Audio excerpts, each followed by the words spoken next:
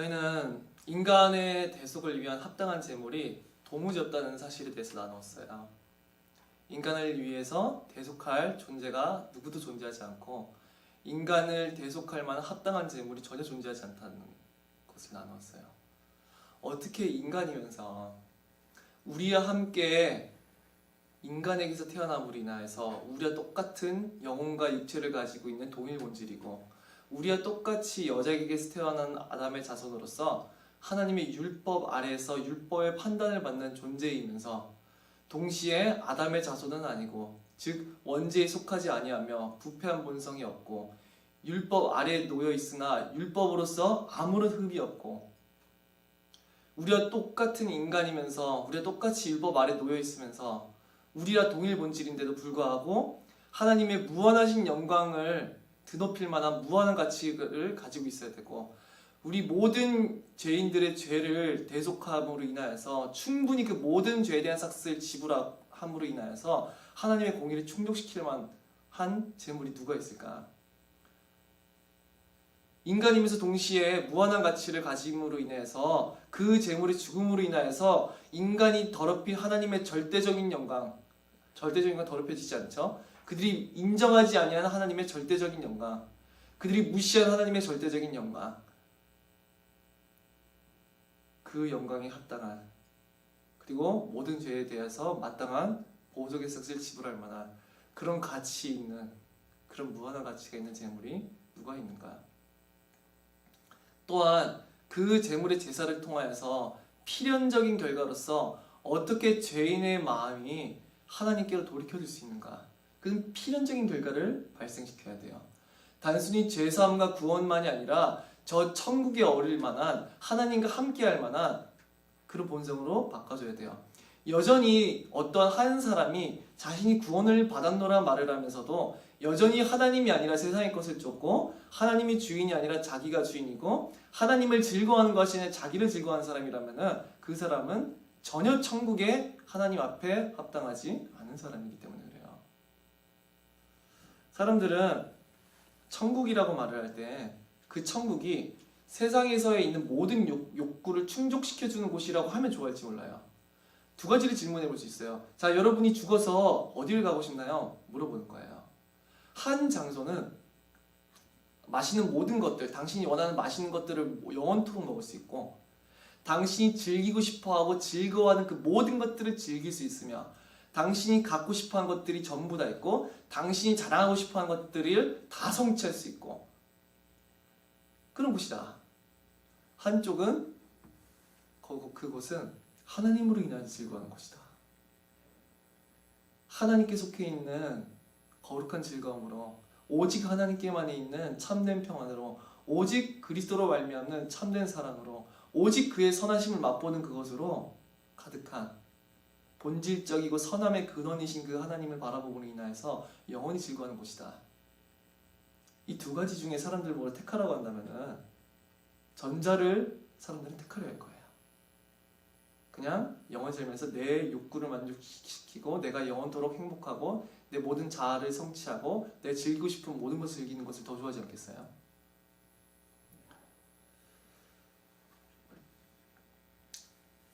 이 대속의 제물은 필연적으로 그 사람의 죄에 대한 대속의 삭뿐만이 아니라 그 사람의 양심까지도 온전케 해야 된다는 거예요. 그 제물을 통해서 필연적으로 그들의 마음이 하나님께로 돌이켜져야 된다는 거고 하나님을 바라보게 만들어져야 된다는 거고 이전에 세상을 따라 살던 삶보다 그리스도를 존귀하게 여기고 하나님을 사랑하는 삶으로 그들을 뒤바꿔줘야 돼요. 반드시 온전한 제사는 이러한 결과를 만들어내야 돼요. 그 제물의 제사를 바라볼 때마다 그들의 마음이 하나님을 사랑하게 되고 그들의 마음이 하나님 앞에서 온전케 되고 하나님께로 모든 삶이 돌이키게 만들어주는 그들의 양심상 온전케 되는 효력을 발생시켜야 돼요. 그렇지 않다면 그 제물은 아무런 합당한 제물이 될 수 없고 반쪽짜리 구원만 이룬 제물이 될 거예요. 또한 이 제물은 자발적으로 죄인들의 죄를 대속할 의지를 가지고 있어야 돼요.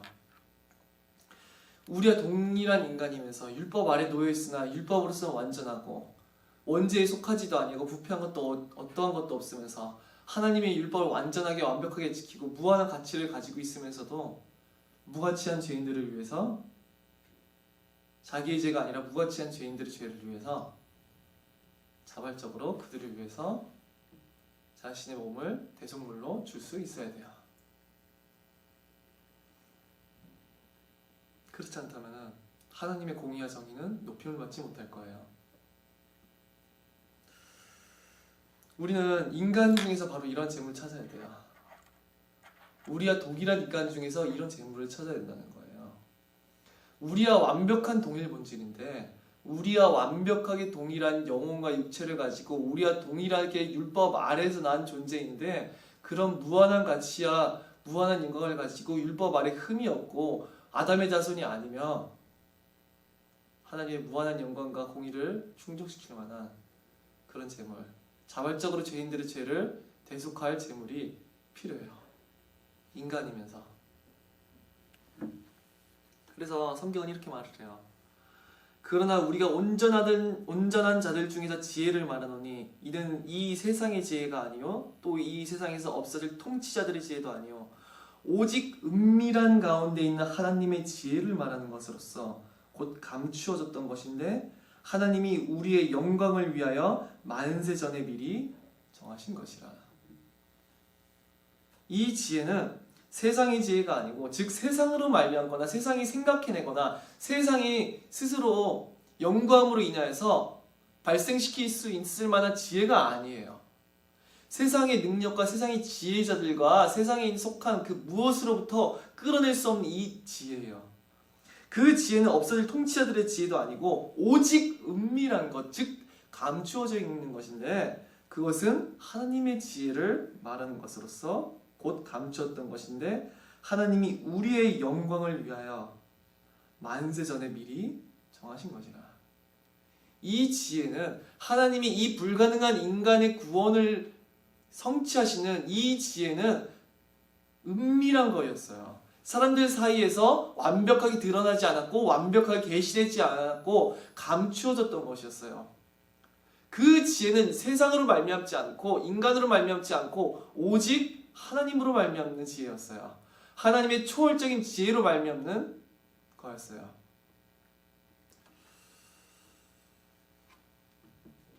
그래서 우리는 세상에서 어떻게 하면 잘 먹고 잘 살까? 어떻게 내 자아 실현을 할까? 어떻게 하면 조금 더 행복해질 수 있을까? 어떻게 하면 조금 더 내 마음이 평안해질 수 있을까? 어떻게 하면 내 문제를 해결받을 수 있을까? 어떻게 하면 내 자식이 좋은 대학에 갈 수 있을까? 어떻게 하면 내가 좋은 꿈을 이룰 수 있을까? 등등 이런 것들은 세상에 있는 많은 연구의 서적들이 있어요. 세상의 지혜로서. 내가 자아 실현을 하고 내가 행복해지고 내가 복을 받고 내가 행복해지고 내가 공감을 받고 등등 이 모든 것들은 세상의 지혜로서 나오는 것들이에요. 그러나 이 인간의 구원은 절대 불가능이라는 거예요. 이 인간의 절대 불가능을 모르는 사람들은 하나님의 지혜가 얼마만큼 놀라운지도 모르고 하나님이 왜 필요한지도 모르고 인간에게 구원이 왜 필요한지도 몰라요. 하나님의 필요성을 못 느끼는 사람들, 인간 구원에 있어서, 인간의 전적인 구원에 있어서 하나님의 절대적인 개입, 그 필요성을 못 느끼는 사람들은 기독교인이라 할 수가 없어요. 하나님의 절대적인 개입을 하는 사람들, 오직 하나님의 손길만을 의지할 수밖에 없다 고백하는 사람들, 오직 자신의 모든 것은 하나님께만 의탁하지 아니한 모든 사람들은 복음에 대해서 먼지만큼 따르지 못하는 거예요. 사실은 전혀 알 수 없어요. 상관없어요. 복음의 진리라 그런 사람들은.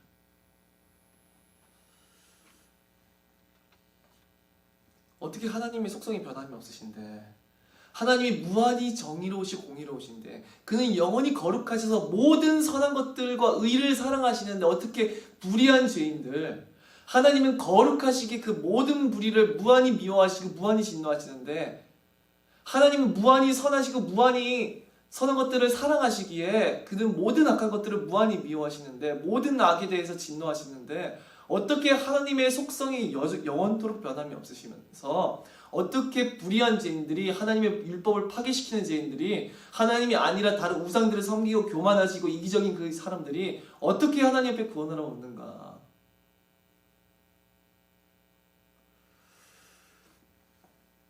그래서 하나님께서는 대속의 방법, 즉 전가라고 하는 방법을 통해서 다른 존재가 그 죄에 대한 삭을 대신 지고 죽임을 당하는 그 예피로서 구약의 제사 속죄 드림을 주셨고, 그러나 그 온전한 제물 또한 이 세상에는 존재하지가 않았는데 하나님께서는 그 온전한 제물을 만세로부터 준비하셨었고 감춰져 있었으나 하나님의 때에 하나님이 작정하신 그날에 그것을 성취하셨어요.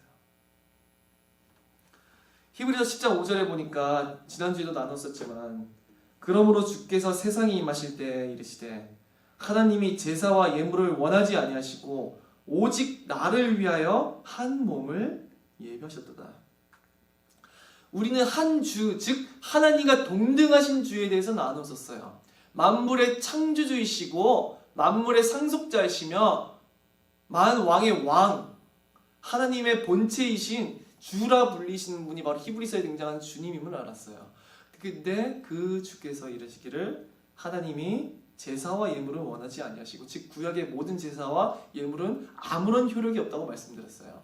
구약에 있었던 어떠한 동물도 아무런 우리를 위한 대속에 합당한 제물이 될 수 없으며 하나님께서는 오직 그 주님을 위해서 한 몸을 예비하셨도다, 이렇게 말하고 있어요, 성경은. 즉 동물의 제물이 아니라 주님을 위한 한 몸, 여기서 몸은 헬라어로 소마라고 말씀드렸었는데 우리의 육신, 우리와 동등한 몸이에요. 그 주님을 위해서, 하나님의 본체이신 그분을 위해서, 만물의 창조주이자 상속자이신 그분을 위해서, 하나님의 우편에 앉아 계신 그 일을 위해서 하나님께서는 그 주를 위해서 우리와 같은 한 몸을 창세전에 예비하셨어요.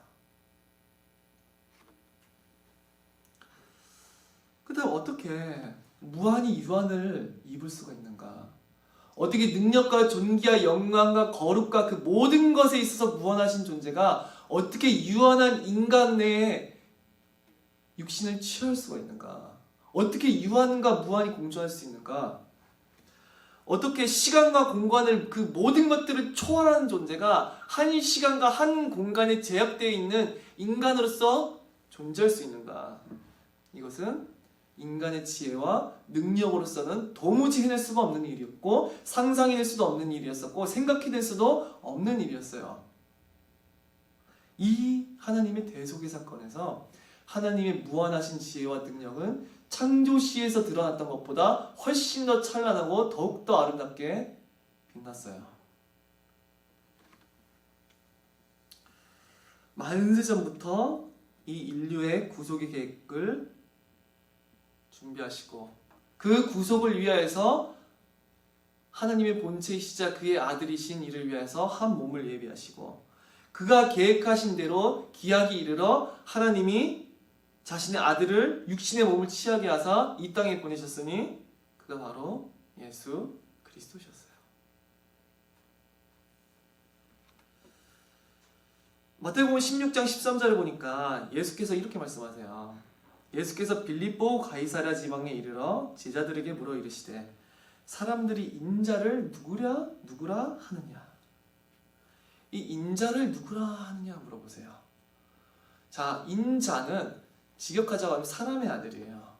이걸 헬라어로 보자면은 더 명백하게 이 문맥이 드러나는데, 헬라어로 볼 때 이 인자는 휘오스 투 안트로푸예요.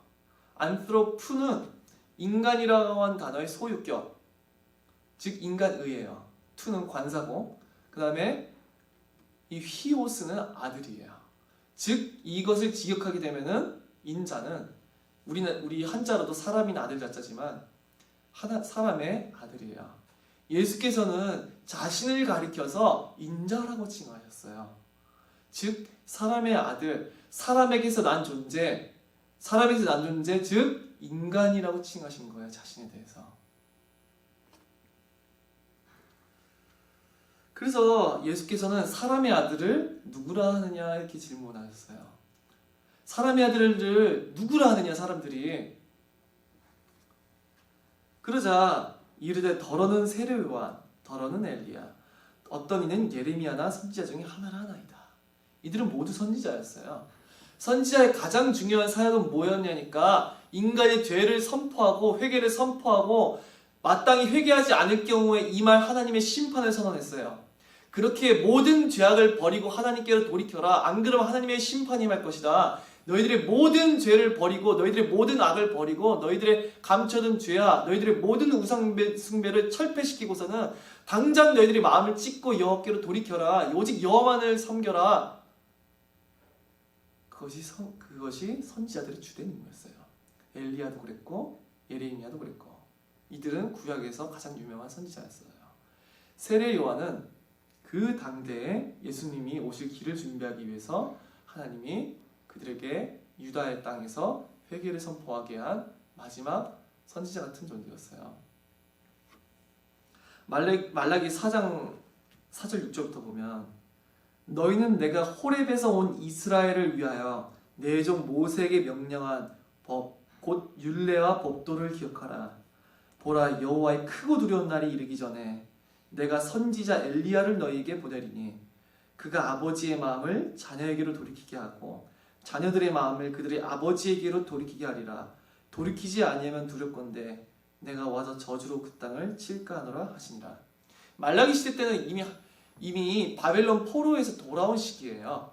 즉 여기서 말하고자 하는 엘리야, 하나님께로 우리들의 마음을 돌이키게 하고 우리들의 마음을 하나님의 마음을 우리에게로 돌이키고 우리의 마음을 하나님께로 돌이키게 할 그 엘리야 선지자를 보내시겠다고 했어요. 그래서 이 복음서에 보니까 어떤 사람들은 예수께서 그러한 엘리야 선지자가 아니냐고 질문해요. 그러니까 사람들은 예수님께서 바리새인들과 유대인들의 그 완악함과 그들의 외식을 책망하시고 그들에게 회개를 선포하시니까 예수님을 선지자 중에 하나로서 보고 있었던 상태였어요. 물론 예수께서는 이 엘리야냐고 그 보내시리라는 엘리야냐고 질문하셨을 때 그 엘리야는 바로 세례 요한이라고 말씀하셨어요. 이 유대인들은 예수님을 단지 인간 선생 혹은 인간적인 어떤 가르침을 주는 선지자 중에 하나로만 생각한 거예요. 즉 이들은 인자라고 하는 칭호만 알고 있는 상태였어요.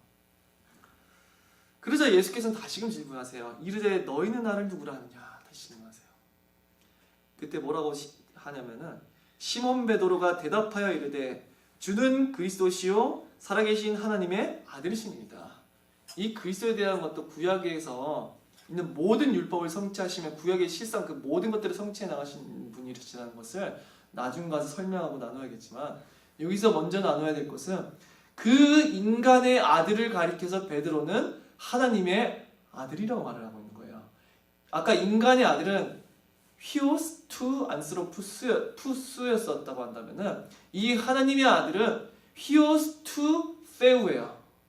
즉 세우스가 하나님이고 세우가 이제 하나님의 소유격인데 지역해서 그냥 그대로 하나님의 아들이에요. 예수께서는 사람의 아들을 누구이냐고 질문하셨었고 베드로는 대답하여 이르기를 사람의 아들은 하나님의 아들이십니다. 이렇게 대답을 해요. 근데 여기서 헬라어를 보면 더 재밌는 걸 알 수 있는데 헬라어랑 히브리어 특징에는 뭐가 있냐면요. 동사예요. 뭐가 달라붙냐면요. 동사 어미라고 하는 동사 어미에 1인칭인지 2인칭인지 3인칭인지 그리고 이게 복수인지 단수인지가 미리 돼 있어요. 그래서 동사만 있는 경우가 많아요. 주어가 없어요. 그래서 헬라 히브리 대부분의 문장에 왜 그러냐 하니까 이미 동사에 그인지 아니면 즉 3인칭인지 아니면은 2인칭 당신인지 1인칭 나인지가 다 들어가 있어요. 그리고 주격이지 우리인지 그러니까 우리인지 그들인지 그인지 너인지 너희들인지 나인지 우리들인지가 헬라어에서는 전부 드러나 있어요. 동사에. 그래서 헬라어든지 히브리어든지 본문을 보게 될 때 주어가 달라붙잖아요. 그건 강조 표현이에요. 주어가 있으면 그것은 그냥 붙이는 게 아니라 강조하라고 할 때, 그 주격에 대해서 강조하려 할 때 그 헬라어가 달라붙어요. 근데 여기서 수가 인칭 단수예요. 즉 당신, 우리 본문에선 주는이라고 번역되어 있지만 원래는 인칭 단수, 즉 당신을 가리켜요. 거기에 사용되어 있어요. 이 본문에서는. 베드로가 대답할 때 동사만 붙여도 돼요. 헬라어 문장에서는. 헬라어엔 이미 당신, 단수가 포함되어 있거든요.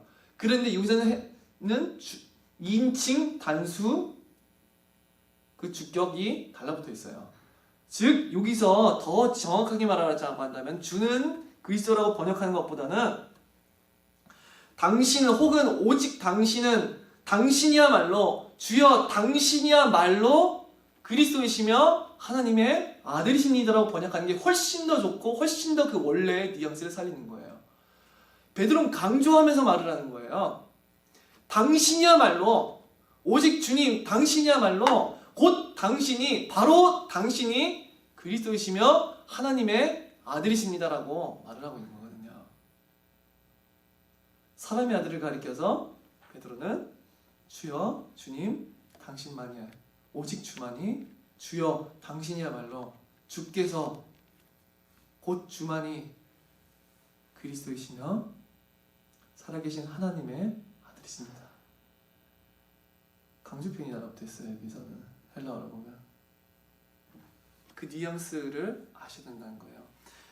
베드로는 놀라운 고백을 하게 되는데 사람의 아들이신 예수를 가리켜서 완벽하게 우리와 동일하게 계신 그 예수 그리스도를 가리켜서 사람의 아들을 누구라 하느냐라고 질문하신 그 예수 앞에 바로 당신은 주여, 바로 당신은 곧 당신은 하나님의 아들이십니다라고 말하는 거예요.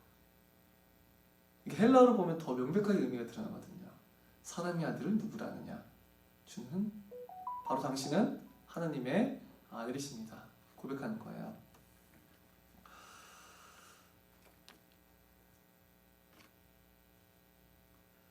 사람에게서 난 자, 즉 사람의 본질을 취한 자, 우리와 완벽하게 동일한 자, 즉 사람 그 자체인 자를 가리켜서 하나님에게서 난 자, 즉 하나님으로 말미암은 자, 즉 하나님의 본체이신 자라고 고백하고 있어요.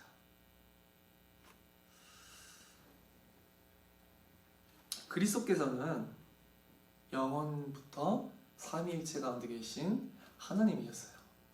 삼위일체 하나님께서는 각각 성부, 성자, 성령으로서 완벽하게 동일 본질을 가지고 계세요.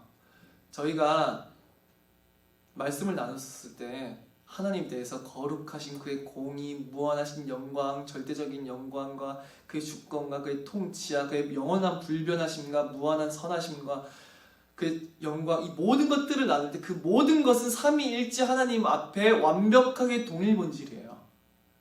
삼위 하나님이 이렇다 하면은, 그러니까 성부가 이렇다 하면은 성자도 이런 것이고 성령도 이런 거예요. 삼위 간에는 아무런 차이도 없고 그 본질에 있어서 아무런 하등이나 차이가 존재하지 않아요. 이것을 부인하는 것은 이단에 불과해요. 삼위 하나님은 완벽한 동일 본질이시여 완벽한 동일 본질이세요. 차이가 없어요. 그의 능력과 그의 권세와 그의 영광과 그의 모든 속성에 있어서 아무런 차이가 없으시되 또한 중요한 것은 무엇이냐면은 위격으로서 세 분의 하나님이 계신 게 아니라 단 한 분의 하나님이 계시되 그 안에는 삼위의 위격이 존재하세요.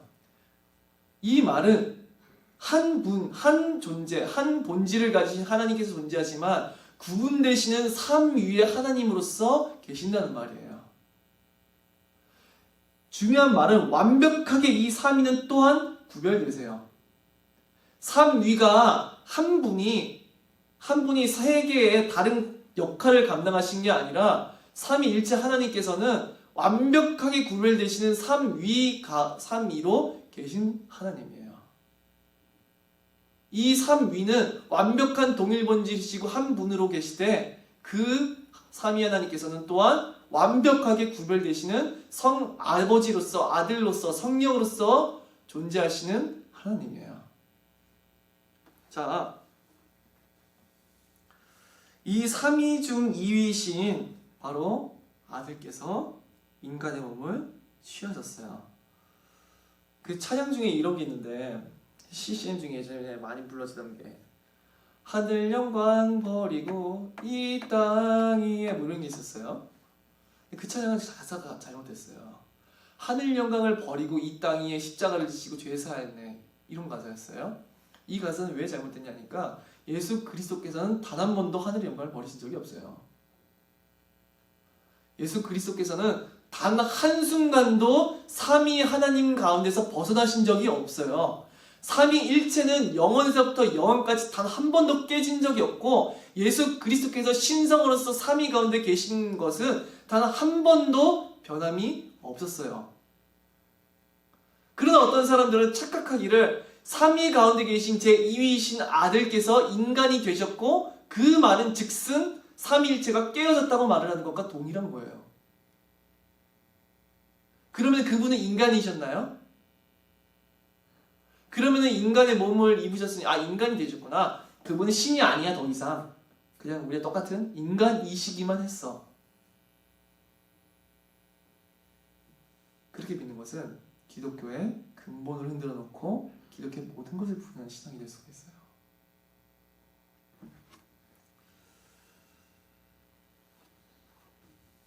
예수 그리스도께서는 영원한 삼위일체 가운데 계신 하나님이시면서 인간의 육신, 아버지께서는 창세전에 아들을 위하여서 한 몸을 예비하셨어요. 그리고 기약이 이르러 성령께서는 그 한 몸을 천의 몸에 잉태하셨어요. 그리고 삼위 하나님 가운데 계신 아들께서는 그 몸을 취하셨어요. 취하심으로 인하여서 이것은 그가 인간으로 변화된 것이 아니라 삼위 하나님 가운데 계신 아들의 위격께서, 여전히 삼위일체 가운데 계신 아들의 위격께서 인간의 몸을 취하신 사건이었어요. 이 사건으로 인하여서 삼위일체 하나님 가운데 계신 아들의 한 위격 안에 영원하고 완전한 신성과 영원하고 완전한 인성이 동시에 완벽하게 아무런 나뉘움 없이 존재하게 됐어요. 그는 그래서 신인이라 하실 수 있어요. 완전하신 하나님이시면서 영원하신 하나님, 그러시면서 동시에 완전하신 인간이시자 영원하신 인간, 완전하신 하나님, 완전하신 인간이 예수 그리스도 안에 완벽하게 결합된 거예요. 한 위격, 예수 그리스도의 한 위격에는 무한하신 신성, 영광스러우시며 그 영광이 절대적이고 하늘의 모든 영광을 소유하고 계시며 우주에 충만하시고 무한히 거룩하신 그 영원하시고 무한하신 신성과 나약하고 우리와 완전히 동일한 유한하고 제약된 인간의 그 인성이 동시에 아무런 나뉘움 없이 연합이 되어 계신 거예요.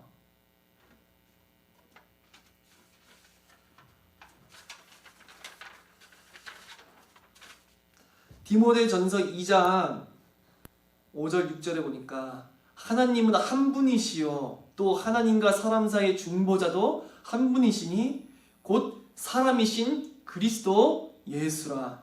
그가 모든 사람을 위하여 자기를 대속물로 주셨으니 기약이 이르러 주신 증거니라.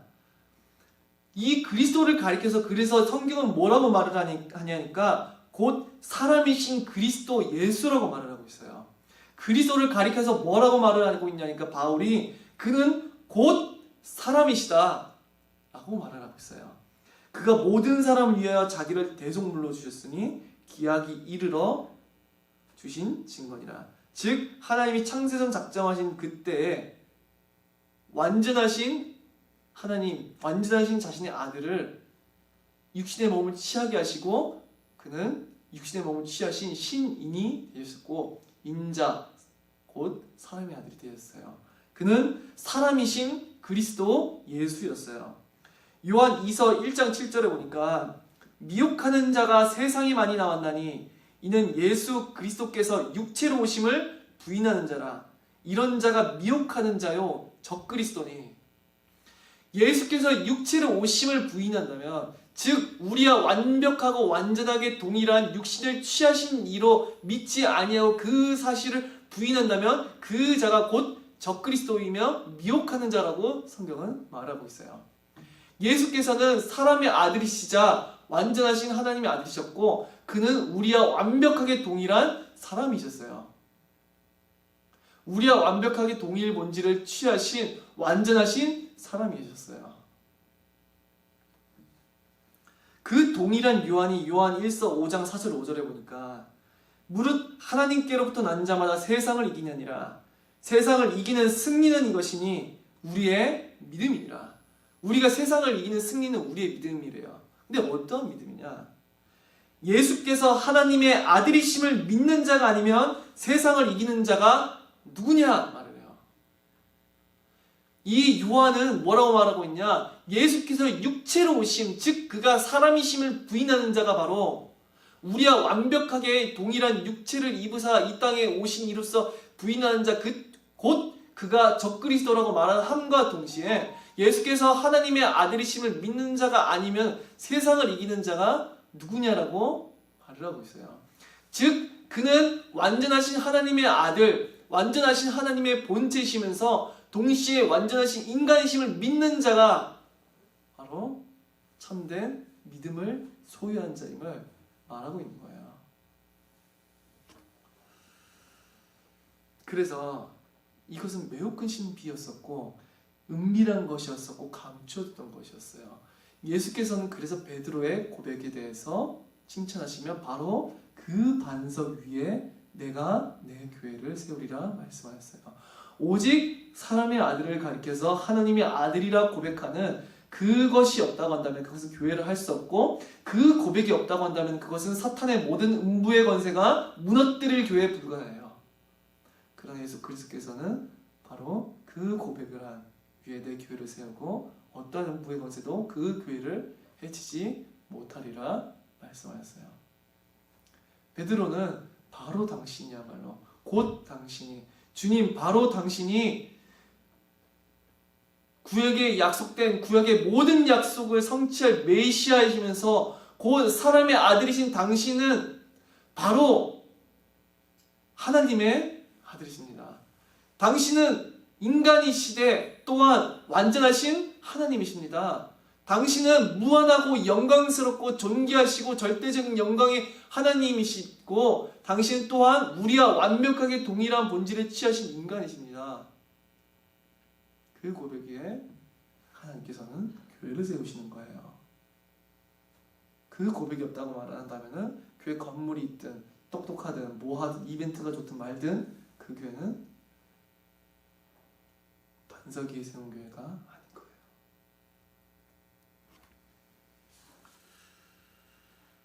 율법 아래 놓인 인간 중에 그 누구도 합당한 대속의 제물이 될 수가 없었어요. 인간 중에서는 그 누구도 하나님 앞에서 인간의 대속을 위한 합당한 제물이 될 수 없다는 것을 저희는 계속해서 나누었어요. 그러나 하나님께서는 창세 전에 한 몸을 예비하시고 기약이 이르러 성령께서는 그 몸을 잉태하시고 아들께서는 그 몸을 취하심으로 인하여서 인간을 위한 완전한 대속 제물, 인간과 하나님 사이에 유일하게 완전한 대속을 그들을 위한 구속을 완전히 성취하실 수 있는 대속 제물이 나타나셨으니 바로 완전하신 하나님, 영원하신 하나님이시자 완전하신 인간이자 영원한 인간의 몸을 취하신 예수 그리스도였어요. 그것에 대한 신앙이 없다고 말을 한다면 그리스도의 대속에 대해서 무슨 눈물을 흘리고 감격을 받고 감사를 하든 그 모든 것들은 아무런 효력을 발생시킬 수 없는, 아무런 구원의 은덕을 베풀 수 없는, 아무런 구원의 성에 대해서 먼지만큼도 성취할 수 없는 믿음에 불과해요.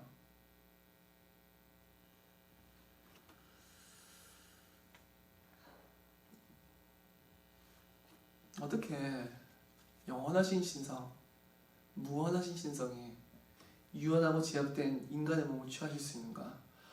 여전히 영광스러운 하나님이시면서 삼일체 가운데 계신 하나님, 그 삼일체 하나님 가운데 계신 한 위격이신 예수 그리스도께서 어떻게 그 한 위격 안에 여전히 삼일체로서의 신성과 완전한 인간의 본성이 어떻게 그 안에 아무런 나뉘임 없이 결합될 수 있는가? 어떻게 완벽하게 연합될 수 있는가?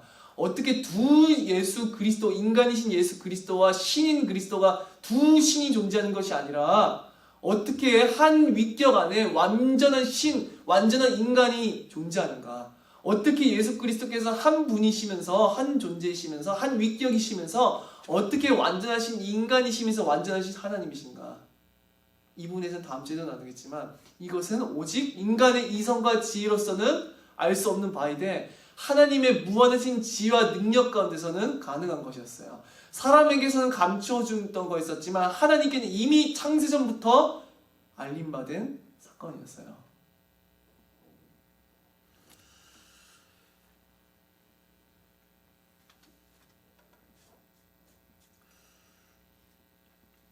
우리는 어떻게 예수 그리스도께서 그렇다면 완전하신 하나님이시자 인간이신가? 그 부분에서 더 나눠야 돼요. 그리고 이것을 부인하는 자가 있다면, 이것에 대해서 아무런 감각이 없다면 그 사람은 실상 하나님이 이루신 구원의 사역에 대해서 한 발짝조차 떼지 못한 거예요. 그 신앙이 없다. 그리고 그 신앙이 없다고 말을 한다면 내가 그리스도의 사역에 대해서 100번 1000번을 묵상한다 한들 그것은 아무런 효력도 없는 한 인간의 사건에 불과해요. 그리스도가 우리 구원을 성취하실 수 있는 근거는 그리스도가 그의 사역을 통해서 불가능한 인간의 구원을 성취하실 수 있는 이유는 그리스도께서 인간의 불가능한 그 모든 구원 가운데서 그 모든 것을 가능하게 하시고 그의 십자가와의 그의 갈보리 사건이 인간 구원의 효력을 발생시킬 수 있는 이유는 그리스도가 십자가로서 인간과 하나님 사이의 중보의 역할을 단번에 이루셨을 뿐만 아니라 영원토록 하나님과 인간 사이에 영원하신 중보자로서 인간이 하나님 앞에 영원히 나아가게 될 수 있는 그 근거는 인간이 거룩하지 않은 인간이 하나님 앞에 온전한 자로 거룩한 자로 드러날 수 있는 모든 이유는 인간이 하나님 앞에 의롭다함을 얻을 수 있는 그 모든 근거는 불의한 인간이 하나님 앞에 구원을 얻을 수 있는 그 모든 근거는 모두 어디에 두고 있냐니까 참 하나님이시자 참 인간이신 그리스도께 두고 있는 거예요. 그것이 없다고 한다면 기독교의 모든 근거는 박살나는 것이며 내가 가지고 있는 그 모든 신앙은 헛되고 헛된 것이며 내가 무슨 체험을 했든 내가 무슨 믿음을 가지고 있든 무슨 감격을 받았든 무슨 감사를 하고 있든 그것은 내 구원에 있어서 내가 하나님과 함께하기에 내가 연하시고 거룩하신 하나님 앞에 서기에 내가 하나님의 구원을 얻기에 내가 의롭다함을 얻기에 내가 하나님의 거룩하다함을 얻기에 아무런 근거가 될 수 없는 신앙일 거예요. 우리 모든 신앙의 근거는 그 모든 신앙에 우리가 하나님 앞에 설 수 있는 그 모든 근거 그 근거는 영원하시며 완전하시며 참 하나님이신 예수 그리스도 안에 있고 또한 동시에 영원하신 인간이시자 완전하신 인간이시며 참 인간이신 그리스도 안에 놓여져 있는 거예요. 그가 참 하나님이시자 참 인간으로서 자신의 사역을 감당하셨기에 그가 참 하나님이시자 영원하신 인간이 되심으로써 우리의 불가능한 모든 구원이 가능하게 되고 그가 참 하나님이시자 동시에 완전하신 인간이시기에 우리의 모든 구원의 근거가 그리스도의 사역 가운데서 그의 십자가 가운데서 발견될 수 있는 거예요. 우리가 예수 그리스도를 믿는다고 말을 할 때 그걸 추상적으로 생각하시면 안 돼요. 우리가 예수 그리스도를 믿는다고 할 때 그 첫 번째는 뭐냐니까 그가 참 하나님이시자 참 인간이시라고 하는 그 믿음이에요. 바로 예수 그리스도께서 삼위일차 가운데 계신 무한하시고 절대적인 영광을 소유하고 계시며 거룩하신 하나님이시며 영원토록 영광스러우신 온 우주 만물에 충만해 계신 그 참 하나님이시면서 동시에 우리와 완벽한 동일 본질 우리와 똑같이 영혼과 육체를 취하신 우리와 아무런 다를 바가 없는 인간이심을 믿는 그 믿음이 우리가 예수 그리스도를 믿는다 말을 할 때 그 첫 번째이자 그 중심이자 그 반석이 되는 거예요. 그리고 그 믿음은 기독교의 반석이에요. 그것을 무너뜨리는 사람들은, 그것을 부인하는 사람들은 그 사람의 기독교인이라고 할 수가 없는 거예요. 참 하나님이시자 참 인간이신 예수 그리스도. 그래서 우리도 예수 그리스도께서 사람의 아들을 누구라 하느냐 질문하실 때 바로 주님 당신만이 주여 바로 당신이야말로 곧 바로 당신은 하나님의 아들이십니다. 고백하게 되는 거예요. 기도하고 말씀 마치겠습니다. 살아계신 하나님 아버지께 감사를 드립니다. 우리가 참 하나님이시자 참 인간이신 예수 그리스도에 대해서 나누었습니다.